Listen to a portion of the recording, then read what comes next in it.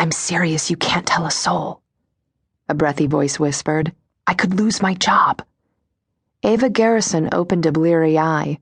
From her bed, she heard the sound of voices beyond the big wooden door that stood slightly ajar.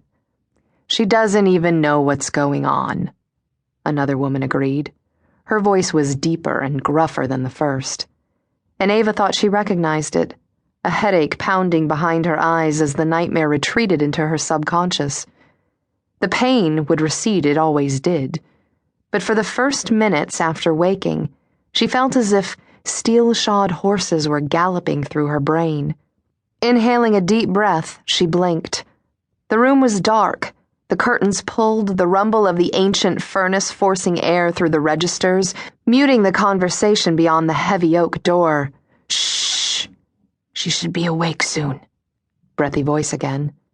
Ava tried to place it and thought it might belong to Demetria, Jewel Ann's dour nursemaid. For a woman not yet 30, tall, slim Demetria always wore a severe expression that matched her harsh hairstyle, dyed black and pulled back, restrained by a heavy clip at her nape. Her only concession to whimsy, it seemed, was the hint of a tattoo, an inky tendril that curled from beneath the clip to tease the back of her ear. The tattoo reminded Ava of a shy octopus, extending one questioning tentacle from beneath its hiding spot of thick dark hair and tortoise-shell clip. So what is it?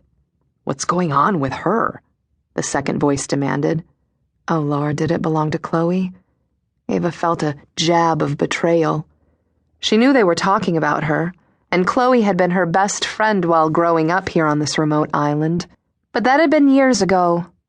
Long before fresh-faced and happy-go-lucky Chloe had turned into the unhappy soul who couldn't for the life of her let go of a love that had died so swiftly.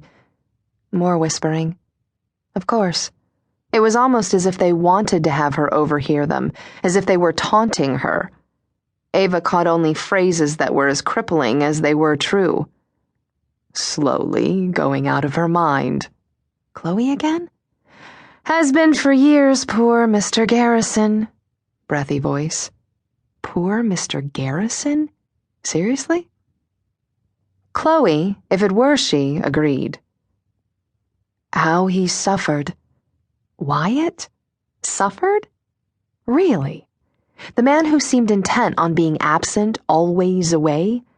The man she'd contemplated divorcing on more than one occasion?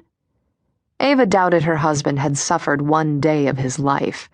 She could barely restrain herself from shouting, but she wanted to hear what they were saying, what the gossip was that ran rampant through the wainscoted hallways of Neptune's Gate, this 100-year-old house built and named by her great-great-grandfather.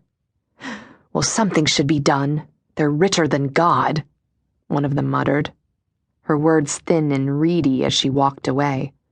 For God's sake, keep your voice down. Anyway, the family's making sure that she gets the best care that money can buy. The family?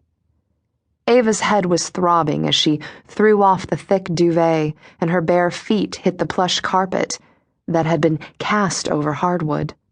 Fur. It was fur planks.